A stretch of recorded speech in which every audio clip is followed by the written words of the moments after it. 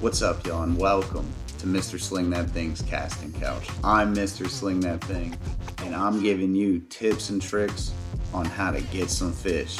Today's topic, we're figuring out what trailers we're using and how.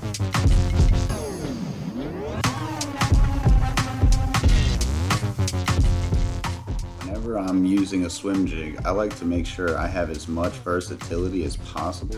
And I found that running a straight shank as well as an EWG gives me all the versatility I need. Straight shank, that's your standard jig, quick, tight movement. Then you've got this EWG here, make it extra weedless, and when the bass are chasing those real fat presentations, this is the only way to go.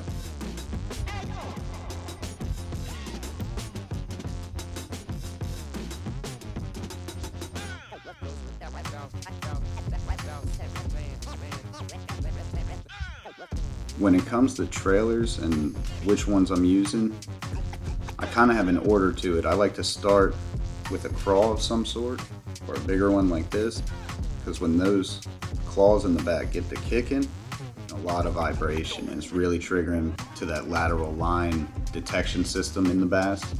But sometimes it's too much and they don't want all that action. So I'll switch over and I'll throw a fluke on and basically just jerk it back. More subtle presentation, less violent nature. Still no bites with the fluke, and it's time for Old Faithful. We just get ourselves a nice little stick bait. I like to chop it down to about 3-ish inches or so, and then throw it on the back. And you can see it can't stop moving. You don't want to sit it? No problem, run it through. That tail's still going. The Senkos, phenomenal. And if you've gone through those 3 options, you've got no bites, it's time to get weird. All right, you're gonna grab a nice little fat toad.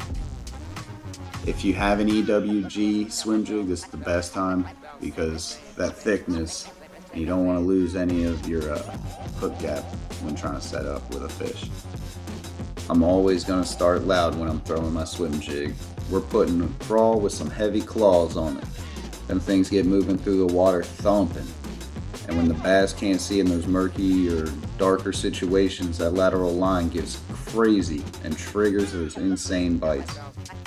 If nothing after a few minutes though, that's when it's time to transition and switch out our trailers. Next trailer on the list, that's the fluke. When the crawl just ain't doing it, it's probably too much. You need to calm it down. We go with a nice subtle bait fish presentation. Let it slide and glide through the water column, give it a nice side profile and flash. Should trigger the bite. It's what they eat. But if nothing, then it's time for our next plan. The third trailer option.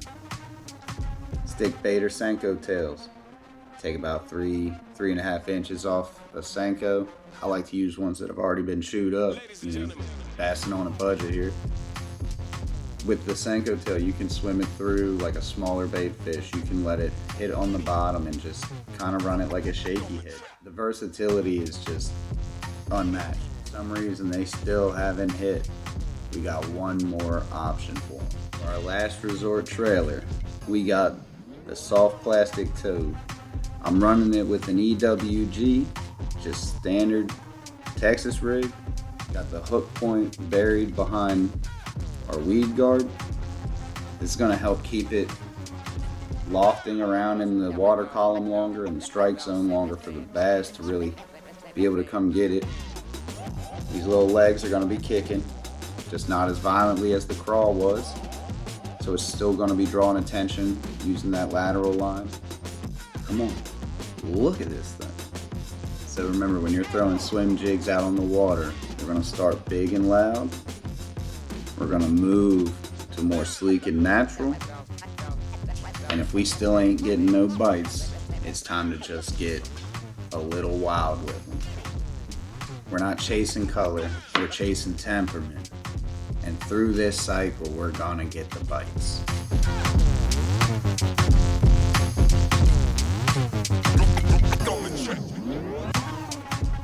master sling that thing here.